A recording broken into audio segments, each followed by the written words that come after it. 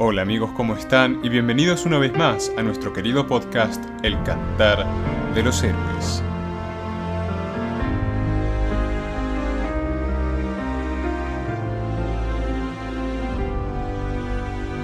En este segundo capítulo queremos compartir con ustedes una conversación que tuvimos con nuestro buen amigo Santiago Andrés Priegue.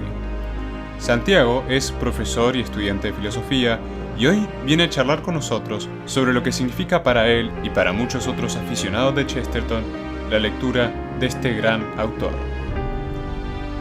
Esperamos que lo disfruten.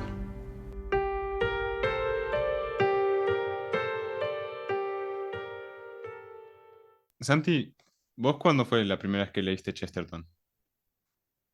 Uh, Mira, supongo que una persona que fuese más rescatada o que se fijara más en las fechas lo sabría, pero la verdad es que yo me lo pregunté a mí mismo y no lo tengo tan claro. Lo que sí me acuerdo es, creo que la primera vez que leí Ortodoxia, y creo que fue lo primero que leí, y que hace, fue en el año 2019,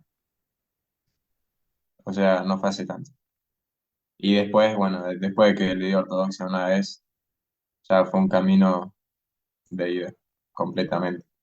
Lo que sí, mi primer acercamiento a Chesterton, eso sí me lo acuerdo, fue ver a papá que en la mesa de luz siempre tenía un libro de un tipo que tenía unos pelos locos para todos lados y era un dibujito de Chesterton en blanco y negro que tenía anteojos y eso me acuerdo y después que andando en auto una vez, viste que las chapas antes tenían tres dígitos y tres números. Sí, Eh, Papá me decía que si a él lo hubiesen dejado elegir qué patente tener, él hubiese dicho GKC y yo le pregunté por quién y Gilbert Keith Chesterton. Y bueno, eso es de los comienzos es más o menos eso, lo que me acuerdo. Nada más. o sea que antes de haber un Santi Priegue había un papá de Santi Priegue que era igual de fanático de Chesterton, tanto como para ponerle la patente. Sí, creo que ya lo superé a papá en cuanto a fanatismo. Claro, o sea, para mí fue tremendo cuando estábamos el otro día en un cumpleaños y te preguntaron, che, Santi, ¿cuál es la última línea de ortodoxia? Y vos de la memoria, hasta como que la dijiste de una forma como si fuera algo que vos dijeras naturalmente, pero era como que la citaste textual. Y seguro que Sí, si te la pedían en inglés la podías llegar a decir. sí. Sí, es que bueno, justo esa cita es espectacular Sí. y está muy buena. Y cuando leíste ortodoxia ahí, como alrededor del 2019, ¿qué fue lo que te despertó? Que dijiste, che, acá va algo bien. Mira, a veces me doy cuenta de no recuerdo tan bien las cosas en el sentido de ser fiel al momento en el que pasaron. Viste que a veces es como que muy según tu presente actual, interpretás cosas del pasado. Por eso, bueno, Chesterton mismo dice que a veces rememorando las cosas es como que las vamos haciendo distintas de cómo se vieron en la realidad. Por eso a veces, no sé, porque te juntás con amigos del colegio y te acordás de algo. Y de repente las anécdotas empiezan a tomar un rumbo que nada que ver, ¿viste? Como, hay uno que piensa después de una manera, otro que piensa que es de otra. Y bueno, me pasa que no sé muy bien qué fue lo que me sucedió. Sé que me gustó. eh, Sé que las frases me gustaron, que había algo que yo no comprendía en un instante y que iba a tomar trabajo comprenderlo, pero que a la vez era un pensamiento no solo que no se toca, no se comprende al instante, sino que era alegre, que me hacía reír en el colectivo, que parece que es una experiencia bastante común. O sea, otros chicos me dicen que le pasa lo mismo. Eh, pero no es que yo entendí como puntos, o sea, pensamientos, verdades de una. Había algunas cosas que me quedaron, pero no fue como que comprendí de una. Y bueno, en base a ese sentimiento y esa sensación, lo encaré de nuevo. Y bueno, de ahí de a poco. ¿Y no te Creo que resultó eso. como... Sí, decime. No, que creo que esa fue la sensación que más me quedó. Sí. No, ¿y no te resultó como un poco desafiante también como muchas referencias a la Londres de 1900 y pico? Eh, que a veces yo escucho gente que lo que más le traba es eso, referencias al Mm, momento, a los lugares, a los autores que dicen, esto no tengo idea. mm. La verdad es que no, no, no, como que yo seguía adelante. Con las notas al pie más o menos entendía lo que estaba diciendo. Te decía, por ejemplo, que el manicomio que, con el nombre que vos no entendías, nada, te decía que Hanwell era un manicomio en Londres, abajo. Pero no, no, no me detenía mucho en eso. Y después no sé por qué, como que Londres siempre me gustó un poco, me acuerdo de papá acá en casa a veces ponía una obra de teatro que era de unos detectives en Londres y como que ese mood, esa atmósfera de neblina, el reloj gigante, el Big Ben, como que siempre me gustó, así que había algo para descubrir que no me molestaba si no lo sabía de una. Eh, pero no, Bueno, está bueno, sí. O sea, siento que justo eso es como lo que más le traba a la gente, como, y dice, pero no sé, también creo que las personas cuando van a leer Chesterton de la primera quieren sacar como esas verdades que vos me decías recién que no fue lo primero que sacaste la primera. Lo primero que sacaste la primera fue reírte en el colectivo, lo copás que sonaban algunas frases. Y creo que quizá alguna gente se frustra cuando sí saca ese tipo de cosas, pero no saca esas verdades profundísimas por las que fue a buscar el libro. Eh, claro. Sí, recontra. Eh, bueno, de hecho, por ejemplo, esto me parece le pasó al mismo Borges, él lo dice, de Chesterton, que nunca vas a leer una frase, una hoja de Chesterton, una carilla de Chesterton, en la cual no haya algo que te deje una alegría. Siempre que lo leas, te va a dejar una alegría. El tema es que no te deja meramente una sensación, sino que esa sensación, esa alegría, es por haber encontrado una verdad profunda, radical. Y que muchas veces cuando se lo lee a Chesterton, meramente se queda uno como en los vericuetos, en las frases, en los juegos de palabras geniales, pues ahora uno decía el príncipe de la paradoja, y mismo Borges decía como que los juegos de palabras de Chesterton eran espectaculares, pero después cuando, por ejemplo, se refieren a cuál era la filosofía que él creía, muchas veces a las personas eso no llegan a tocar ese núcleo, eh, y lo dejan de lado. Y en realidad a Chesterton lo que menos le importaba era el juego verbal por el juego verbal, sino que la idea era tratar de mostrar una verdad que a veces está muy cerca, pero que justamente por eso está lejos, y a través de un juego verbal, como captar la atención de la persona con la cual estoy dialogando para ver si la capta. Eh, por eso muchas veces hay personas que leen, no sé, Ortodoxia y, y otros libros, y con leerlos una vez a veces vos no llegás a descubrir esas verdades que te quiere decir esa filosofía. Eh, por eso yo, por ejemplo, creo que necesité tantas veces leerlo y leerlo, y cada vez es más profundo y más gracioso también. Pero sí, sí, ¿qué te parece esa respuesta? no, está bien. No, no, está bien. O sea, lo que sí me deja pensando es cómo hiciste para hacer como, ¿viste en Shrek que usan la metáfora de la cebolla? Como que fuiste pelando capas y capas de ironía y de juego de Ah, sí, palabras. sí.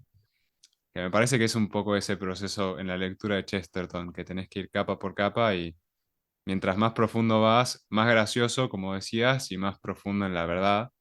Pero cómo vos lo afrontaste eso, o sea, vos leíste no sé cuántas veces Ortodoxia o El hombre que fue jueves o algo así. Eh, Vale, vale. sí, pero cómo así hiciste ese proceso y de algún modo siento que una de las cosas que siempre hablamos es que para vos Chesterton llegó a ser una especie de amigo, entonces quizá la determinación en seguir leyendo Chesterton y seguir quitando capas, seguir más profundo, fue en parte no solamente porque, che, acá hay algo interesante, sino también porque este es un tipo que me gusta conocer, con el que me gusta charlar. Claro. Mira, te voy a decir algo que me pasó cuando leí el libro de Allegri, ¿viste? Un tal Chesterton. Allegri es el que habla en el Congreso de Fe, Arte y Mito. Este año también, propaganda. Eh, Él en ese libro dijo algo que a mí me llamó mucho la atención, porque Alegri ya es un tipo grande, con mucha, no sé, carrera literaria, leyó un montón, sabe mucho, y decía que Chesterton era para él siempre un maestro que, que siempre le traía una enseñanza, que le podía llegar a recordar cosas de las cuales él no quisiera olvidarse, eh, que siempre viene con el sentido común. Y, y eso me llamó la atención porque si una persona grande, madura, muy inteligente, piensa que un autor vale mucho porque, y lo aprecia porque le recordó cosas que a veces no son tan difíciles, pero son cosas sencillas que nos podemos olvidar. Eso me llamó la atención. ¿Cómo, o sea, si una persona supuestamente fuese muy sofisticada, muy desarrollada, como que tendría que valorar a los autores porque dicen cosas espectaculares? En cambio, este señor apreciaba a Chesterton por el hecho de recordarle, de ser un maestro también de las cosas que nos cruzamos todas las días y que nos podemos olvidar. Y eso me quedó así como impresionante, pero era como algo que no pude entender en ese momento. Me llamaba la atención, como yo me esperaba que por otras razones tendrías que valorar a un autor. Y ahora, que ya pasó un par de años y estoy más grande, me doy cuenta de que es verdad. O sea, vos en tu día a día, por ejemplo, en el diálogo con tus familiares, con tus amigos, vos podés olvidarte, por ejemplo, del hecho de que cada persona tiene un alma inmortal. No sé, cosas así. Entonces, como dice Lewis, no es con un individuo cualquiera con el que tomamos cerveza, sino que es un ser con destino eterno. Y esas cosas vos te las puedes olvidar y hay autores que a veces te hacen recordarlas. Y ahí entendí lo de Allegri. Eh, Vos lo podés apreciar a Chester como un amigo porque muchas veces te hace saber lo que tenés. Un amigo me decía, Chesterton me hizo rico a mí, porque no es que empecé a tener más plata después que lo leí, pero ahora sé lo que tengo, antes no lo sabía. Y de hecho Chesterton dice algo lindo del cielo, que dice, el cielo es el único lugar donde vamos a poder tener y saber que tenemos y gozar que tenemos a la vez. En esta vida son momentos. Y sí, cuando un amigo te hace eso repetidas veces y lo empezás a apreciar, ¿viste? Que una persona te cambia la mirada y te hace rico, como decía este amigo, y le tomas un cariño grande. Sí, no, y también hay algo que tiene Chesterton que, más allá de ortodoxia, que es como prosa, comentarios, reflexión, etcétera, trae mucho de la ficción. O sea, El hombre que fue jueves es un libro de misterio detective muy raro, incluso dentro del género ese. Pero no sé, me acuerdo que hace unos meses charlábamos sobre una obra de teatro que escribió, Magic. eh, Como esas Sí, cosas raras tiene y está muy bueno. Y de algún modo ahí también te puedes encariñar con él. Y es otra forma en la que te cambia la mirada, pero de un método totalmente distinto. Y igual de chestertoniano, o sea, en el impacto fuerte que te hace. sí, sí, es que vos podés llegar como, vos podés llegar a la convicción de que tiene un hombre a través de muchos canales distintos. Vos podés llegar en Chesterton, por ejemplo, a través de sus obras de teatro, a través de sus ensayos en los diarios, a través de sus libros más de desarrollo filosófico, como ortodoxia. Pero en Magic, por ejemplo, que es una obra de teatro, vos sentís de un modo vivencial algo de lo cual él ya te habló, por ejemplo, en ortodoxia. Y sí, son métodos distintos, eh, literarios, pero siempre es la misma visión viva que cuando entras en contacto con ella está buena, eh, que te alegra. Sí, esa tenés que verla, chabón. Yo ya te dije. Ya me retaste un par de veces por no cumplir los deberes. Está espectacular, además los actores están muy bien y es raro hoy en día ver obras de teatro, no sé, así. Obras de teatro que además los guiones sean guiones profundos, como nos pasó con Tomás Moro cuando vimos la película. Los guiones tenían riqueza, o sea, tenían contenido que vos podías pensar. Hoy en día, en cambio, las pelis, los guiones son muy chatos, eh, Sí, no tienen como arte.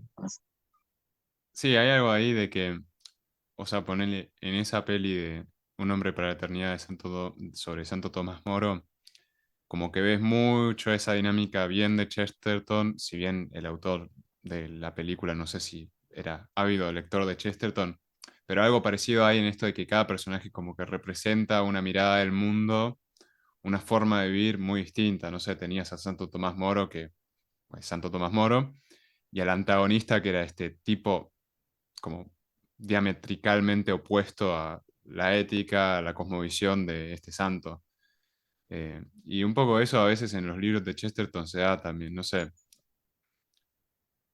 Hay Mm. uno que me gusta mucho que Sí, es, no sé si lo tenés, el de A Ballad of the White Horse. Creo que lo hablamos alguna vez sí, que otra. Está sí, sí, sí, tremendo. Sí. sí, sí, sí. Mira, eso que dijiste al final me gustó como de que lo del antagonismo entre los personajes.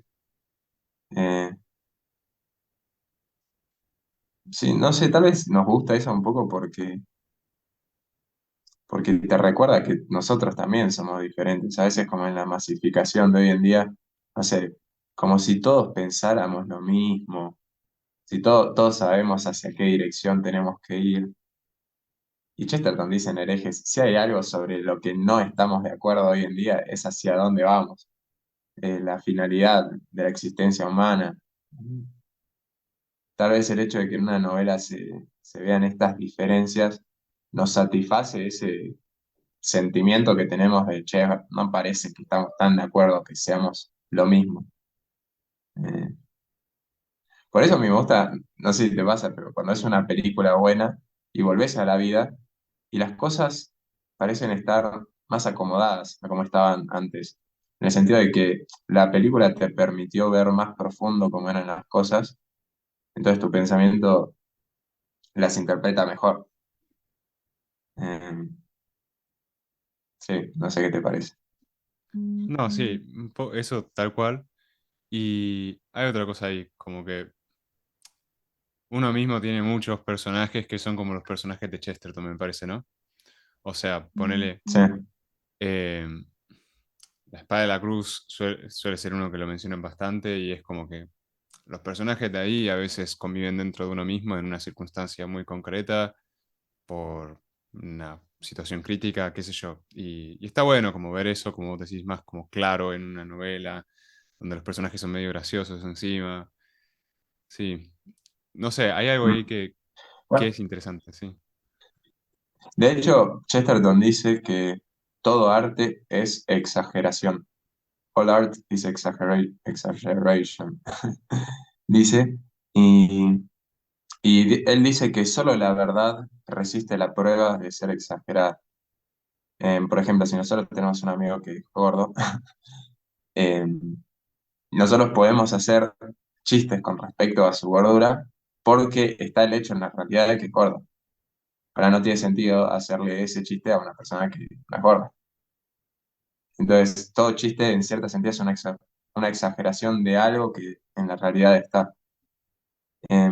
Por eso, en las obras de arte, cuando a veces te ponen un personaje que concretice algo de personalidad de un modo exagerado, em, por ejemplo, de que alguien sea el villano de la película y que su maldad sea casi total, bueno, eso tal vez nos recuerda el hecho de que, bueno, nosotros no somos demonios, pero, como dice Chesterton, todo hombre sano sabe que tiene un poco de ángel, un poco de loco, un poco de ciudadano y un poco de demonio. Entonces, tal vez el hecho de ver en la obra artística te recuerda, bueno, en la realidad no es así, pero hay, como, hay para. Eh, ¿Qué te parece eso? No, sí, y, o sea, hace poco me había compartido uno de nuestros amigos, Tommy de Rosa, me había mandado una cita de la poética de Aristóteles como esto de que el arte o la poética no se supone que tiene que representar lo que ocurrió como la historia con 100% de eh, confiabilidad factual, o fáctica, perdón, sino que viene a representar lo que podría pasar, esto como si querés lo hiperbólico, lo Mm, exagerado, como para mostrarte la verdadera realidad de las cosas en el fondo, ¿no? O sea, en ese sentido el arte, y Chesterton retiene eso, es muy cercano a la filosofía porque va hacia la universalidad de las cosas. Y tanto en la prosa como en la no prosa, en la lírica de Chesterton, en la ficción y la no ficción, tenés eso, de que va al universal. Y él empieza un libro y te dice, quiero ir acá. Eso está tremendo, porque hay muchos autores que como que no quieren ir por ese lado porque tienen miedo o quizá sienten que el lector se va a asustar un poco y en cambio con Chesterton tenés un amigo que es como re manija y te lleva a la montaña rusa más peligrosa. sí, sí, sí, eso está muy bueno lo que decís de que te quiere llevar a un lugar y, y de que es una visión, porque es muy triste cuando vas a una película y al final parece que no había mucho punto al cual el director quería llegar. Chesterton dice, a mí me gustan todas las cosas que llegan a un punto, como las espadas. Y está bueno. Bueno, eso es una de las cosas que me gustó mucho siempre el pensamiento de Chesterton, de que no son discursos largos que no terminan de nada. Él te lleva a través de un discurso que generalmente es muy gracioso, que tiene anécdotas, pero la verdad es como se puede llegar a resumir después de que vos lo leíste y te llevó. No es que vos tenés que acordarte de todo un texto y un desarrollo complejo para llevarte lo que te quiso traer. Es como, no, al final son cosas que son chiquititas. Eh, bueno, viste que se dice, lo bueno viene en paquete pequeño. Sí, sí, Eh, sí. eso siempre me gustó, porque el enciclopedismo es como, no sé, como dice el padre Castellani, al final del día el que se salva sabe y el que no sabe nada. Si la sabiduría que si la sabiduría que vos adquiriste al final del día no te enriquece como sujeto humano, no es verdad que eleva tu alma, ¿y en qué quedó eso? Vos podés saberte muchas cosas, pero al final sabes muy poco. Sí, y está buenísimo eso porque a veces uno cuando se mete en este mundillo de autores copados como Chesterton, Lewis y Tolkien, hashtag señor Bombadil, tiene en medio esa cosa de, bueno, ahora lo que me toca es leer casi de actitud José, te enciclopédica. perdí. Uh, A ver, yo te escucho ahí. Sí, ahí está. Ahí está, ahí está. buenísimo. No, que a veces cuando uno se mete en ese mundo, lo que termina pasando es que con cierta actitud medio enciclopédica uno dice, che, tengo que empezar a leer ahora todos estos libros. Entonces dice, bueno, primero Ortodoxia, después después Señor de los Anillos, Crónica de Narnia, mero cristianismo y va así como en una checklist.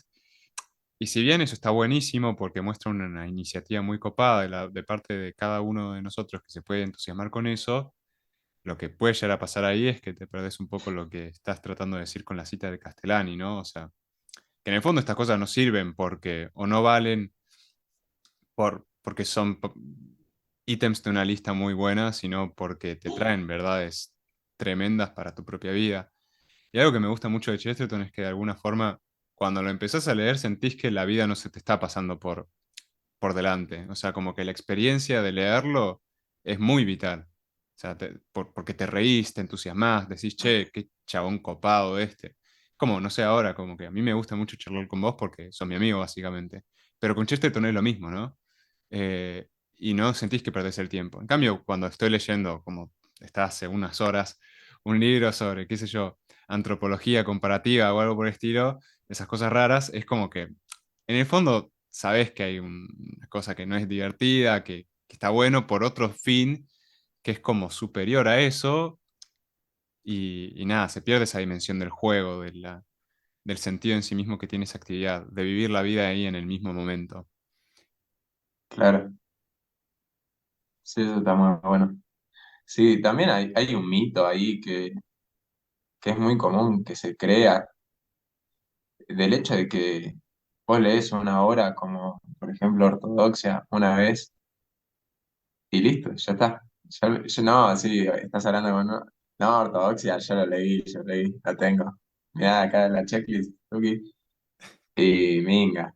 Eh, yo ya lo leí, no sé, 5 o 6 veces y todavía no creo que tenga en mi cabeza como bien armado todavía todo el desarrollo de los capítulos. Eh, Vamos entrando de a poco. Es como presumir que porque leíste El Quijote ya tenés en tu cabeza, no sé, toda la trayectoria con las 1.000 millones de aventuras que hizo. No, es imposible, son 1 millón de páginas. Sí. No, y en Uh, parte, sí, sí, Estamos teniendo re. problemas. Eh, Ahí te escucho, ahí te escucho. Genial.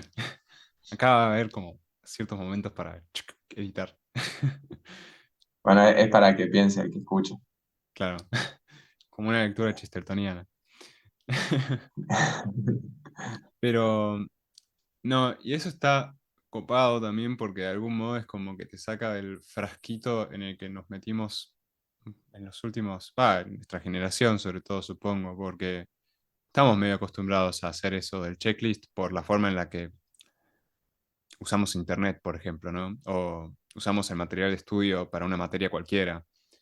Es ir, acumular información, chan, chan, chan, chan, chan. Estamos recontra acostumbrados a eso. Y si querés como la experiencia de verdad, o sea, casi análogamente a lo que es tirarse de un paracaídas, como la gente coloquialmente dice, quiero tener una experiencia y a veces se refiere a ese tipo de cosas. Leer se pierde esa dimensión de ser también una experiencia en ese sentido. Eh, y está bueno, estos autores justo como que traen mucho de eso. Y no solo en la ficción, en la prosa también, a mí me entusiasma mucho. Lo que sí, igual, una cosa que me queda muy como acá pendiente es preguntarte si una de las cosas que te gusta más de Chesterton es esto que hace como mucho uso de la imagen, ¿viste? O sea, como no sé cuántas veces debe haber como una mención en Ortodoxia de un dragón, o las hadas, o cosas así, o de Jack el cazagigantes.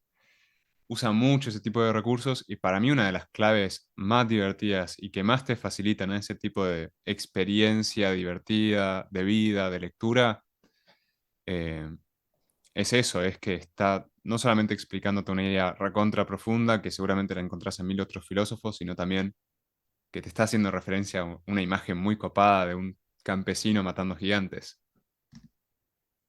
Mm, sí, mira a ver si te respondo más o menos ordenadamente. En un momento me había puesto un propósito medio raro, que era todos los días al mediodía, después de almorzar, escribir algo.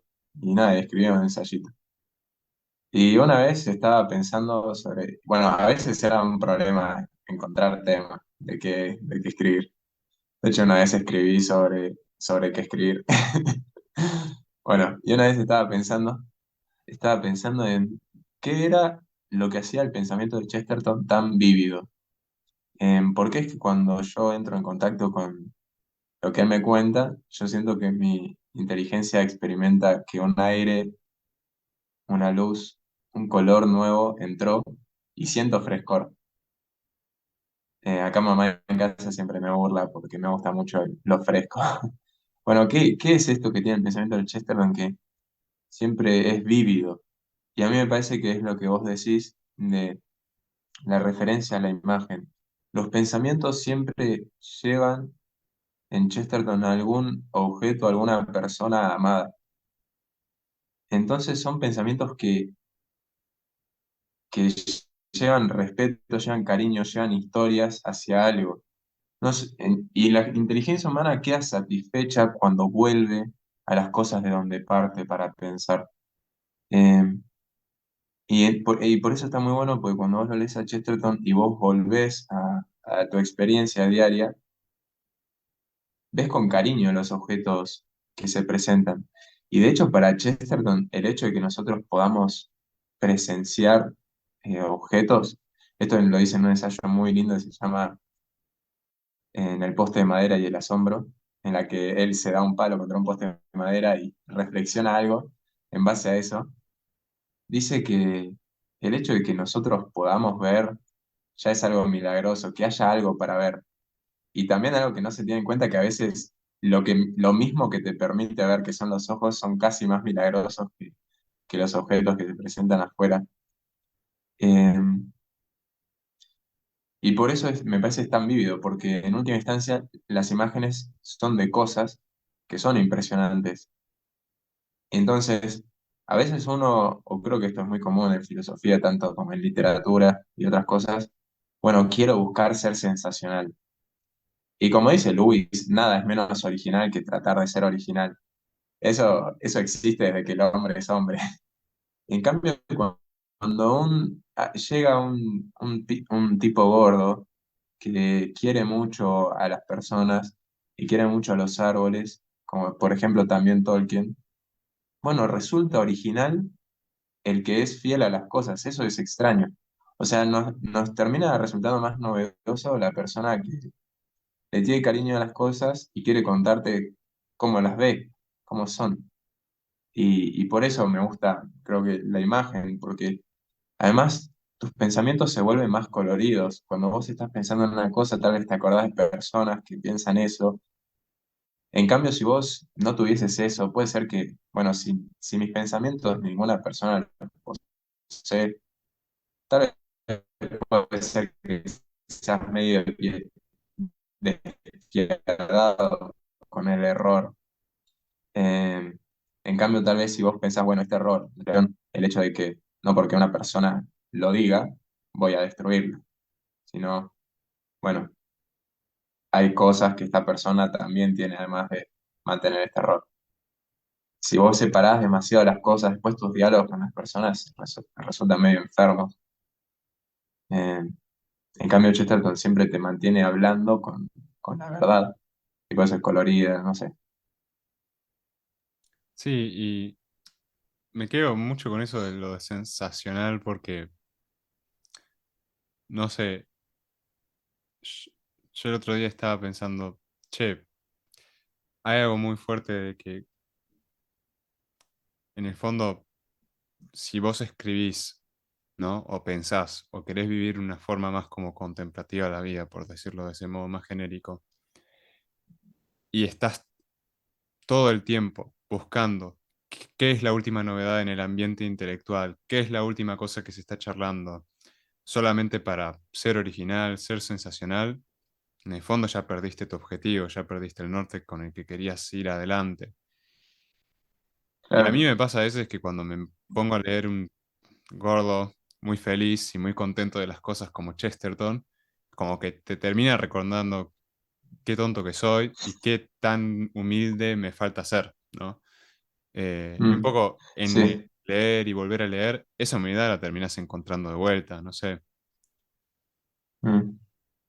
Está muy bueno lo que decís, elegiste muy bien la palabra humilde, porque en última instancia es el humilde el que ve.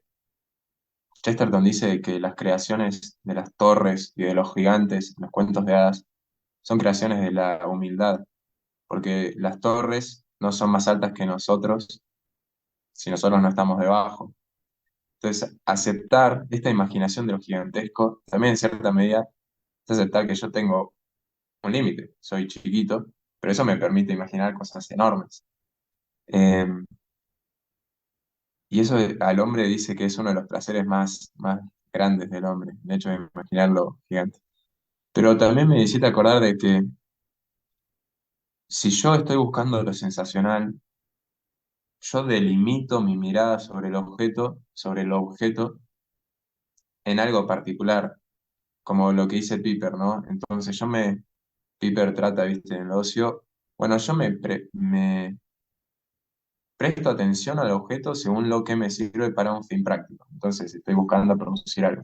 Entonces, todo lo que no corresponde con ese marco de visualización queda, por ende, desechado, queda fuera de mi espectro.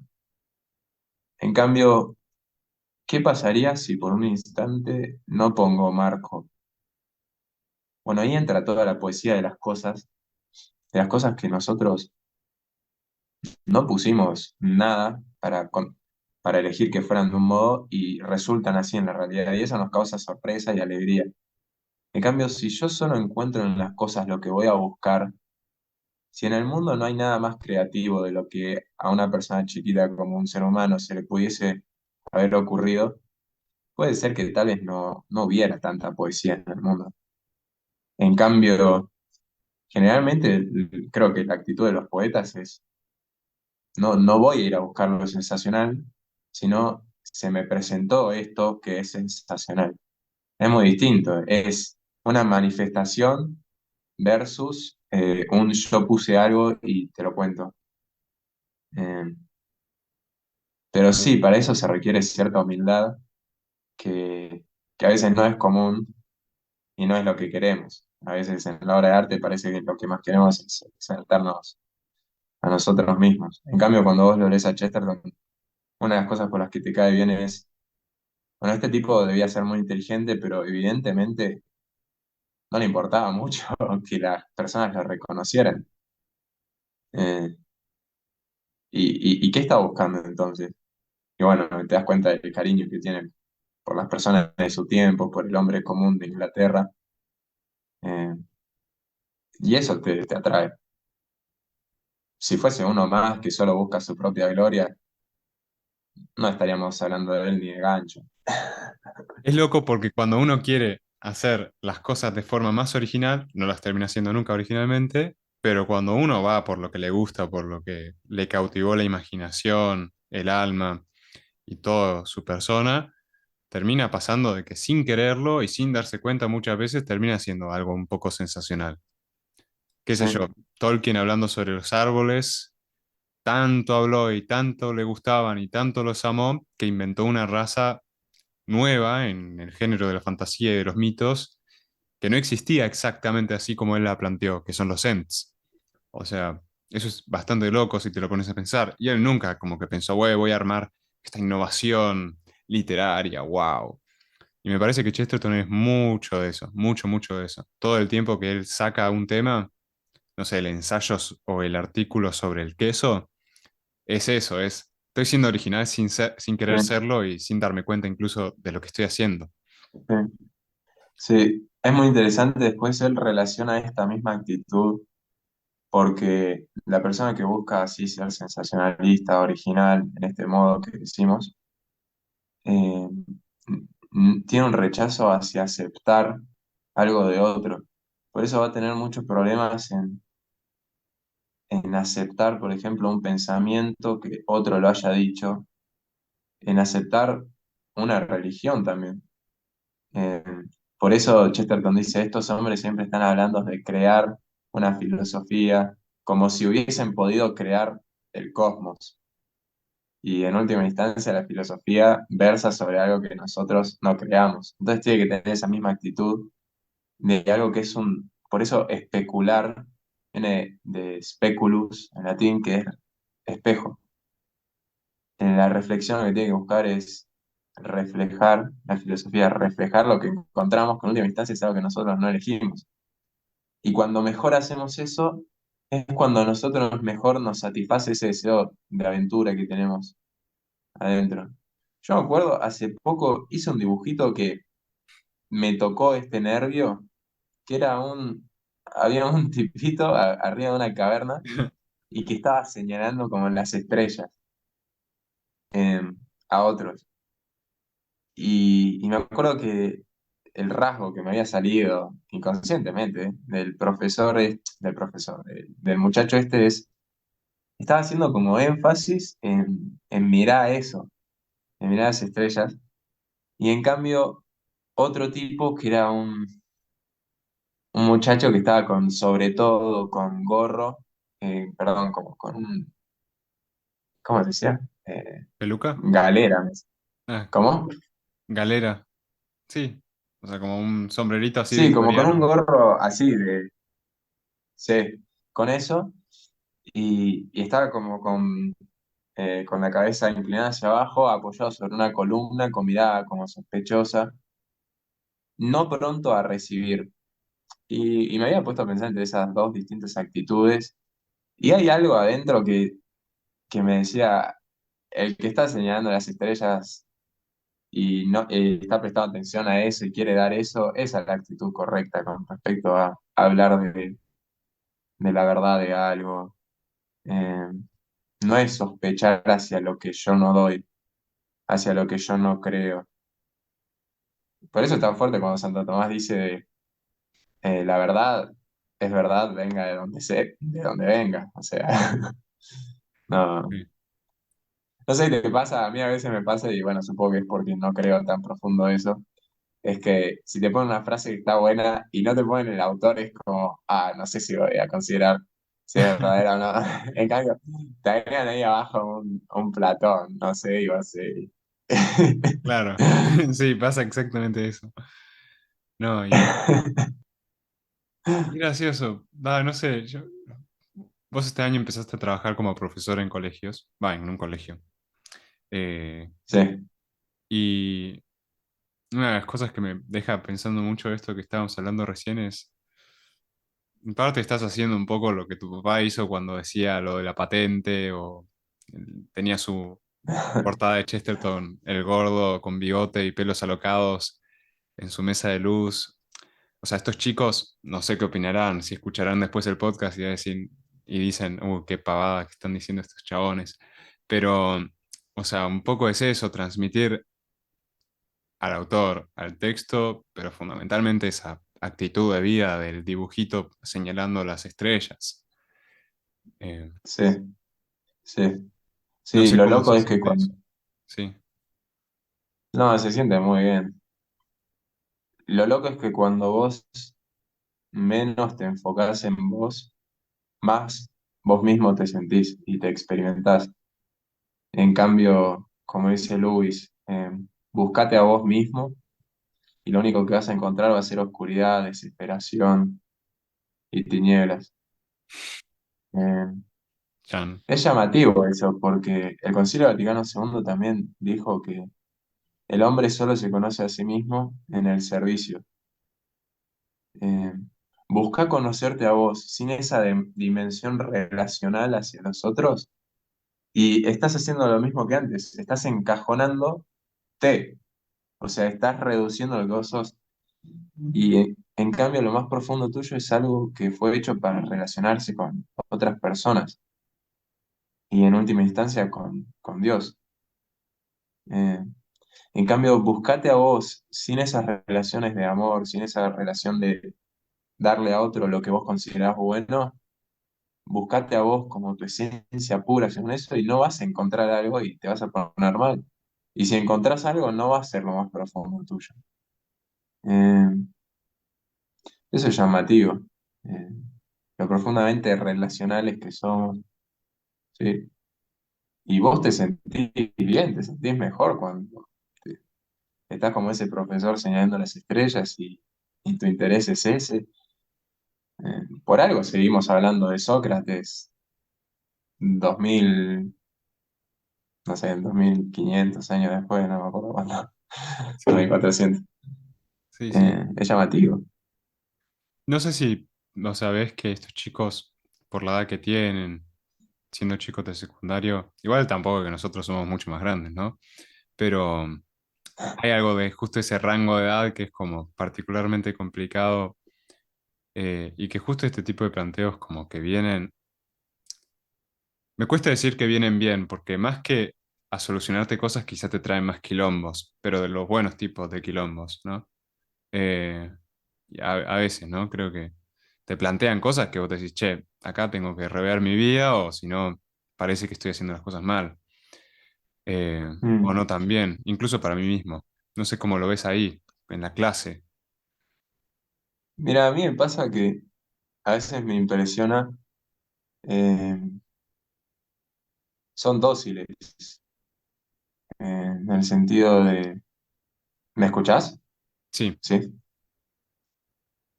De que están prontos a aceptar algo si vos lo presentás bien, con verdad, belleza. Eh, Tal vez esa actitud más de sospecha hacia lo otro y que nos parece que generaría más problema o quilombo, como decís, es más, tal vez nos pasa un poco más de grandes en la medida en que no estamos tan acostumbrados a aceptar las cosas que nos dicen los otros. O sea, ¿cuándo viste un periodista que acepta así, sin más, lo que dice otra persona? No, siempre tiene que agregar alguna palabra precisando lo que sea que se haya comentado y recién ahí se va a aceptar. Bueno, los chicos, en cambio, cuando vos les desarrollás bien un planteo y los convences, no ofrecen mayores resistencias. Les parece que es verdadero y te lo toman y con alegría. Tal vez a medida que nos vamos haciendo más, no sé, más gruñones, es como que estamos menos pronto a tomar como verdadero lo que me dice otro. Y entonces es un lío, entonces, bueno, ¿cómo acomodo mi vida según esto? Me parece que ellos es como que lo toman más natural. Y es como, ah, no, sí, es por acá, chao. Rechazo lo que yo tenía antes que no era esto y listo, como con... Así como si un amigo tuyo tiene un juego que está mejor que el que tenías antes, lo dejás y vas a jugar a ese. Bueno, algo parecido con los pensamientos que yo tengo. Si tengo uno que evidentemente habla de la vida peor y más aburridamente que otro que me manifiestan acá, bueno, este lo tiro, no tengo por qué casarme con ese pensamiento. Eh, Creo que en ese sentido eso es algo para aprender, esa actitud. Sí, sí, un poco. O sea, es difícil leer en serio ortodoxia, ponele, y no salir con que tenés que tener esa actitud para incluso entender lo que está diciendo este tipo, ¿no? Claro, Por- sí, sí. Sí, ¿no te pasa? A mí a veces me pasa que es como, quiero convencerme de que lo que me acaba de explicar el autor de este libro genial que estoy leyendo, sea Chesterton, no otro, yo ya lo pensaba. Sí, sí, a veces pasa. Entonces, Sí, sí, sí. y sí, es re de zapato eso. Muy, muy zapato doloroso de queso. Eh, Pero bueno, Va, están esas triquiñuelas. tal cual. Bueno, Lewis dice, por ejemplo, la última frase de la audición del hombre, ver a través de todas las cosas es lo mismo que no ver nada. Imagínate que una ventana del otro lado que no tuviese nada concreto a lo cual se llegue a través de ella, ¿no? Si fuese ventana tras ventana, sin luz, sin ningún objeto concreto del otro lado, nunca verías nada. Bueno, a veces puede pasar que nosotros buscando lo cripto, lo escondido detrás de las cosas, es decir, buscando lo que está más allá de ellas, nunca nos encontramos con lo que está acá. Que Chesterton reflexiona sobre esto cuando se dio el palazo contra el poste de madera. Eh, eh, la religión o la filosofía habla de hechos, de cosas que se dan. Después, bueno, a través de eso podemos llegar a cosas que están más allá. Pero puede pasarnos que por buscar demasiado lo que está más allá, no te encuentres lo que está acá. Por eso, por ejemplo, a mí a veces me parece que hay personas que pifian con respecto a mirar con asombro. La mirada con asombro surge de no buscar mirar con una mirada determinada. ¿En qué sentido? No voy a reducir mi vista a tal cosa. Porque si no, estás en el mismo pensamiento que antes. Lo que te causa asombro es cuando vos no reducís la mirada, no reducís el espectro y se te presenta un objeto en todas sus dimensiones y bueno, es sobreabundante, es tremendo. En cambio, si me parece que es medio una persona que sigue hablando de lo mismo de antes, o sea, el que supuestamente se convirtió al asombro y dice, mirá lo asombroso. En realidad, Piper me parece que estaría más de acuerdo y Chesterton en mirá, no hace falta agregar lo asombroso, porque ya lo que se presenta ya conlleva en sí todo eso, no hay que sacarle cosas. No sé si me explico. No, sí, y es un re tema este como de mirar el asombro porque justo en como en discusión sobre estos autores mismo en el último tiempo se puso bastante en boga en ciertos círculos y suele pasar eso de que se entiende como, bueno, ponete los anteojos marca asombro para mirar la realidad de nuevo con encantamiento y asombrosidad. Y en realidad es lo que vos decís ahí, es lo que decías antes sobre el marco de Piper. Sacate el marco, no Claro, te pongas ningún tipo de anteojo y mirá las cosas tal cual son, que es súper realista ese pensamiento en el fondo. sí. Y eso, bueno, por ejemplo, ahora se me viene a la mente, eso te entusiasma cuando te acordás, por ejemplo, que la Iglesia Católica tiene tanta confianza en que si vos mirás las cosas como son, te va a hacer bien y que en última instancia vas a considerar la posibilidad de hacerte católico. Eh, Nadie apostó tanto por el hecho de que veas las cosas como son, como la Iglesia, por ejemplo, en las universidades y yo qué sé. Eh, Esa confianza en la razón humana, como el hecho, pensá todo lo que quieras. O sea, desarrollá tus teorías, todo lo que quieras. Pues si sos fiel a lo que se te presenta, vas a llegar al buen camino. Como dice Chesterton, todos los caminos llegan a Roma y todos los caminos tienen un fin glorioso. Por eso él dice como que sigas el curso de tus pensamientos, porque puede ser que llegues a algo muy, muy bello al final de eso. No andar saltando, sino pues llévalo, a ver, tal vez te lleva a un castillo. Y con ese castillo vamos a cerrar. Bueno, está muy bueno, porque, pero yo lo metería mucho más, mucho más. Vamos a ir al tema del asombro, pero primero no hay que aburrir tanto, si no se va a volver toda gris la mirada de nuestros pobres oyentes. Mirada oyentes, no, no tiene mucho sentido eso. Pero bueno, no importa. Muchas gracias, Santi. Y A vos. bueno, fue Artemito. Chao, nos vemos. Muchas gracias. Muchas gracias, queridos amigos de Señor Bombadil, por acompañarnos una vez más.